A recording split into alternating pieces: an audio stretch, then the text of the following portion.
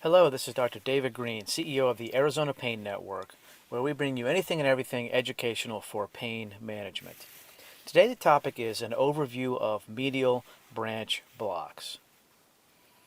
Well, first let's talk about back and neck pain and how rampant it is. It affects 90% of Americans at some point in life.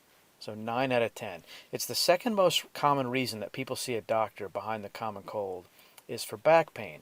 Back pain is the leading cause of disability in those under the age of 45. Up to 40% of those who undergo back surgery are unsuccessful. So they're left with failed back surgery syndrome. And the cost of back and neck pain in the U.S. exceeds $100 billion a year. When you look at the spine, at every level there are two joints called the facet joints. And I'll point those out with my cursor here and here. These are the bumps on the back called the spinous processes. And every side there's a thumbnail size joint called the facet joint. The intervertebral disc is the source of back pain about 40% of the time, but the facet joints cause back pain about 45% of the time. And they have cartilage, they're prone to arthritis just like other joints, and they may be small, only the size of a thumbnail, but they can cause big time pain. Diagnosing the source of one's back pain can be very difficult. With a history and a physical and imaging studies such as what you see here. This is a cross-sectional look on a CAT scan where you see the vertebral body. This is the spinal canal where the nerves go. And these here are the facet joints. And see how nice they look here? Pristine. There's no arthritis in these facet joints. However, on this one you can see they look kind of ratty and whitened with arthritis and some cysts and overgrowth of bone. This has incredible amount of arthritis.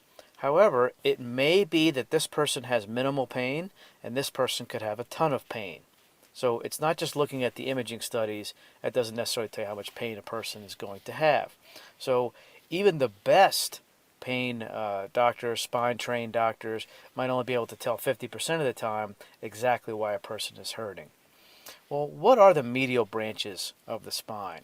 Every joint needs sensation to feel pain. So if it doesn't have a nerve supply, a joint is not going to be able to feel pain. So each facet joint, and this is a facet joint here, has medial branches, which are small little nerve endings coming in and supplying sensation. There's no motor function, but they do provide sensation. Okay? So a medial branch block is performed for two reasons. One is diagnostic, to help diagnose that facet joint as the source of pain, and the other is therapeutic, to help provide pain relief for a certain period of time. Now, what most modern pain management doctors will use is image guidance, and that's also called fluoroscopy, and some will use ultrasound. But what goes in the injection is numbing medicine and oftentimes steroid, also known as cortisone or corticosteroid. Okay, it's an outpatient procedure, probably takes about 20 minutes. You don't need to do IV sedation. You can just, the pain doctor will numb up the skin. And essentially what you see here is just looking from the back. These are the spinous processes here. These are the facet joints on both sides. And these are the little medial branches coming down to supply the joint. And that's where the medial branch injection is applied. So the diagnostic aspect is that it can help pain doctors figure out if the joint is the source of pain. Okay? So if the joint injection, if the medial branch injection works well and then it wears off, it can either be repeated or a procedure known as a radiofrequency ablation can be done, which can give long-term pain relief upwards of 2 years. The therapeutic aspect of it is that actually a medial branch block can in and of itself give 3 months of pain relief.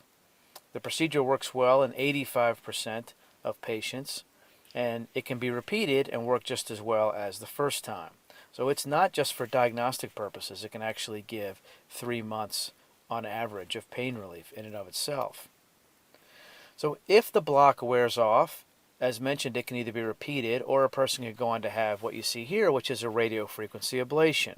So essentially the pain doctor will insert a catheter around the area of the medial branches and apply heat thermocoagulation to this area and deaden these medial branches, and that's been shown to provide 6 to 24 months of consistent pain relief. So there you have it. There's an overview of medial branch blocks. The most comprehensive pain management in Arizona is with Arizona Pain Specialists. They truly are a one-stop shop incorporating board-certified pain management doctors, chiropractic doctors, acupuncture, spinal decompression therapy, physical therapy.